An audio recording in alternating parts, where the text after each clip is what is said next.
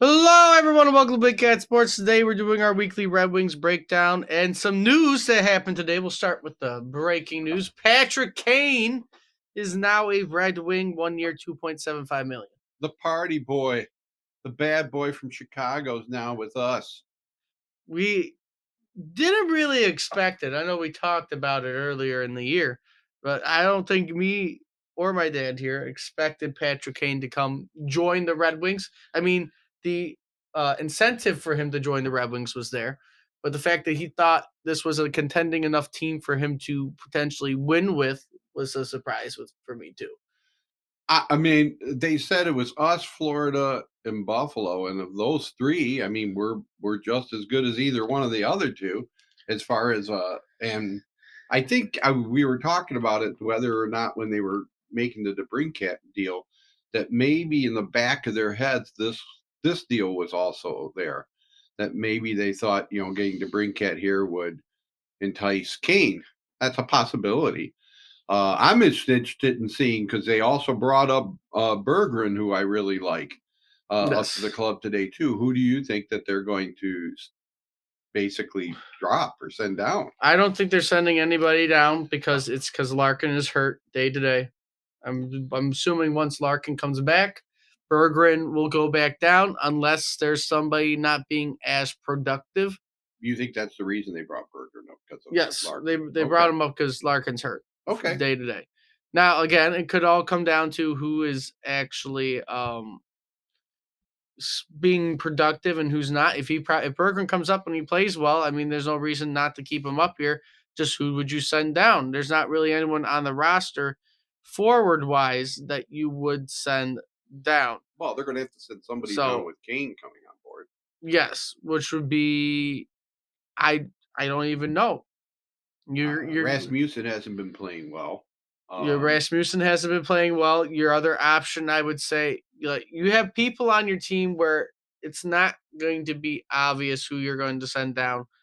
Um, because I don't think Matt Luff is on our roster currently. Well, Fisher's always probably one of the type of guys, but he's been playing well. Was it you wouldn't send Fisher down? But I think he's one of the guys You that you your would. only two guys I'm seeing on the roster are going to be Villano or Fabry, and Villano's been playing well. I would Fabry's not. just been hurt. I would not So touch Villano. I wouldn't be surprised if something happens to Fabry after this, to be honest. Fabry's been really hot. Now, I Fabry, I doubt will last very much longer. I mean, he doesn't.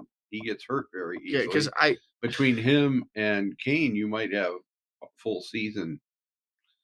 They could replace each other when they get hurt or something. right now you're sitting on To work it out. you have seven defensemen up right now, so that's not going to get touched. Right. Your only other thing is you do something about your goalie situation to make room. Are you going to continue to carry the three on your roster?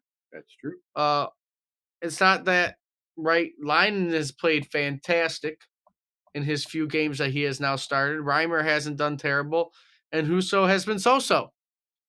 So it's and you're not going to get rid of Huso. I don't care unless you trade him. You're not getting rid of Huso. The sample size of But line is too small, but so far, it's encouraging.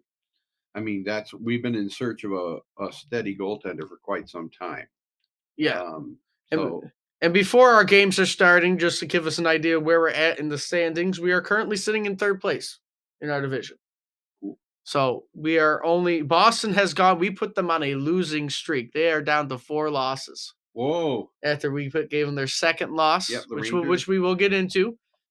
And they're down to 4 losses. But going over the games this week, I got to see a little bit of each one. Not so much the Boston game. I did get to see some of the Wild game. I didn't really get to see the Devils game, but they went into well, they were at home, and New Jersey came here, and we beat them 4-0 very soundly. We had Lynon having his first shutout with us, and it was a very good game by the Wings. Yeah, well, they played extremely well. And considering Jack Hughes was back, I kind of thought that spelled trouble for us. I mean, at the beginning of the week, if you look back at my prediction, I almost thought we'd go 0-3. The way we were playing and the way we came out of Sweden. I guess this is what it's going to be all year. You're just never going to know which Wings team is going to show up. And that will determine whether they Yeah. make the playoffs or not. If the good Wings show up more than the bad Wings, we may have a chance. But you can't play the way they did, It, you know, when they did back in Sweden and expect to be, a playoff team. yeah, it looks. So we need to see more of the Wings that we've seen this week. By far, I mean, every team has lapses. Every team, Boston's showing it now, but you just cannot go through prolonged stuff like that. So it's been a very good November for the Wings. Stat wise, the Wings were pretty even throughout the game with the Devils, besides two categories. They had 20 block shots compared to the 8 by New Jersey, and they had 28 shots compared to 16 by New Jersey. So they played very sound defensively against New Jersey, and that is the reason they ended up winning that game. Yep. Which again is very good. That kept us at least above water. We thought, oh, that's a good. We got our first one win at least out of the week. Weren't sure we were going to get. And then you go to Boston, and you hand Boston their first home loss, beating them 5-2 on their home ice. And again, another good game. You can't ask for more. Husso played very well that game too. I think we were outshot that game. Correct. We were. Let's pull it up. We were outshot. We were not outshot. We had 28 shots to their 27. Minnesota was the one I think we were outshot. Yeah, Minnesota probably was the one we were outshot. Again, it looks like it was a fairly even game stat-wise. Besides the power play, you had 6 power play opportunities and scored on 2 of them. Power play is coming alive, and with Patrick Kane coming on board, that's the main thing I think with him, that he could really improve that power play even more. I mean, it seems it was outstanding this week. Boston, that game, they had 5 takeaways compared to 11 giveaways. So they weren't doing great at the puck. And the Wings blocked 13 more shots. Again, they're being a little bit more aggressive, playing a little bit better defensively, which is what you want to see. And then ending the week, you had an easy game against the Wild. You came back home. You played them. You beat them 4-1. But as you were saying, shot-wise, the Wild put up 38 shots on you compared to your 23. That was really the only big side, top of 21 block shots. So the Wild came in, they did their best to play well. Just our goaltending did pretty good again that game. I believe Leinen was the goalie again, if I do remember correctly. He was 37 saves that game. He did pretty good. So that Leinen showing up and actually showing he's a decent goaltender is going to make it difficult in the long run for them to decide the goaltending situation. But now you see why they didn't want to send him down and put him on waivers. Right. Right. I mean, I think something is going to be done with one of these goaltenders. Edmonton's sitting there needing a goaltender. I hope it isn't just their draft picks. Like I said, maybe we can give them a guy like Robbie Fabry, make room for Kane, and package like one of our goaltenders with Fabry and get a guy like, I mean, maybe this is wishful thinking, Zach Hyman or somebody like that. That's what I'm hoping for. Yeah. But that might be wishful thinking. So looking ahead to our games this week, your first game is on Wednesday when I'm posting this, so it'll be later today from when you guys start seeing the video. New York has been playing very, very well. Surprisingly, when Suzerkin's not playing, Jonathan Quick has filled in very, very well. 6-0-1, 2 shutouts, and a 199 goals against average and a 930 save percentage. For his age, I'm surprised. I am too. After that. So he has actually become a very capable backup for the Rangers, which I did not expect. But our goaltending situation, Husso 7-3-1.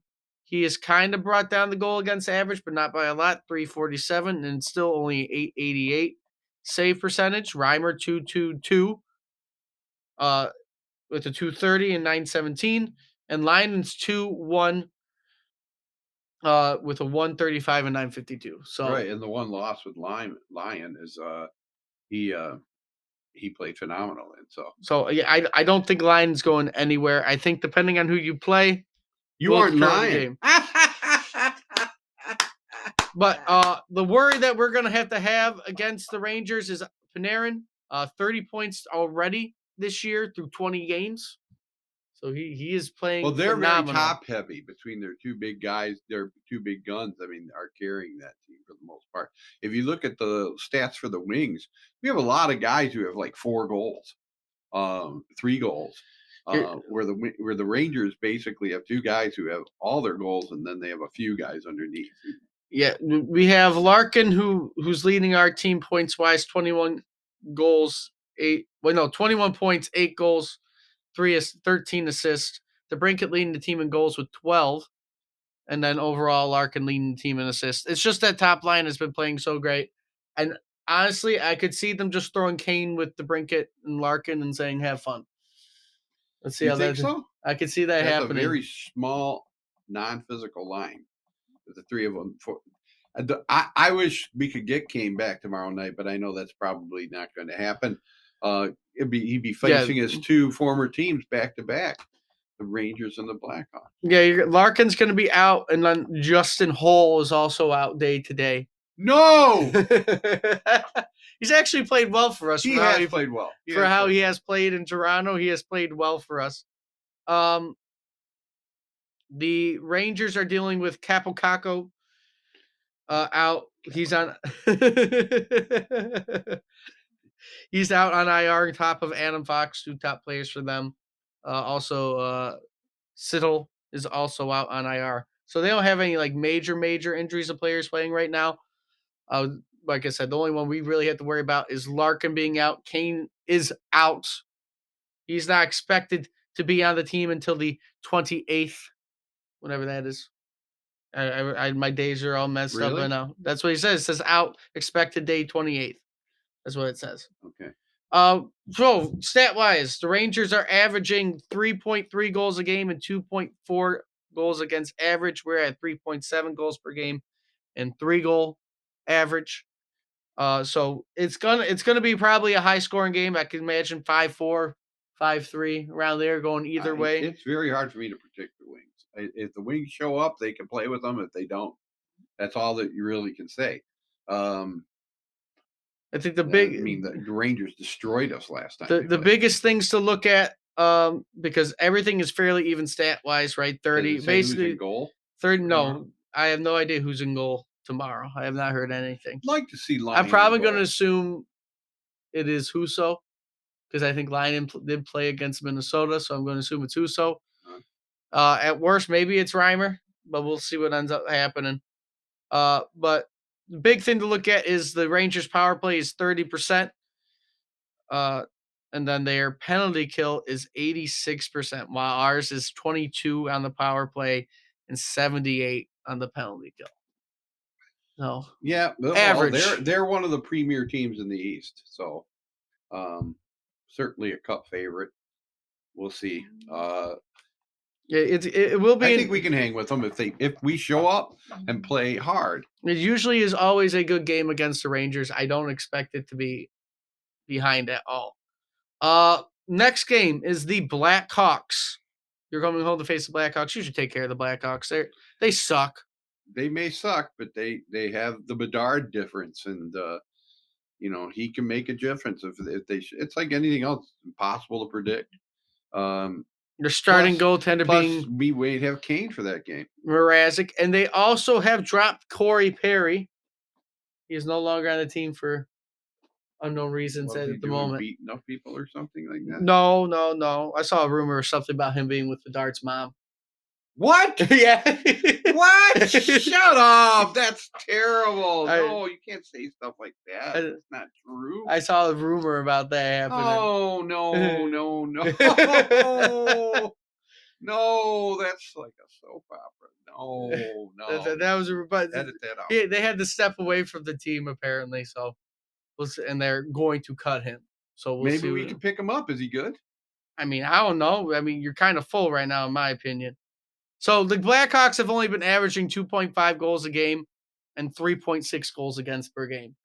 So that you should beat the Blackhawks pretty soundly. Oh, I'm going to look up Corey Perry because I want him on our team. I think he's pretty good. I mean, again, I don't know how much What's room his you're gonna stats? say. Is his stats on there? Or is he not even listed? No. I mean, I could go. Want me to pull up the stats real quick? I Corey mean, Perry. Yeah, I want to see what he you is. want to know how well he's What? playing? How is he? He's a pretty big kid too, isn't Well, he's old.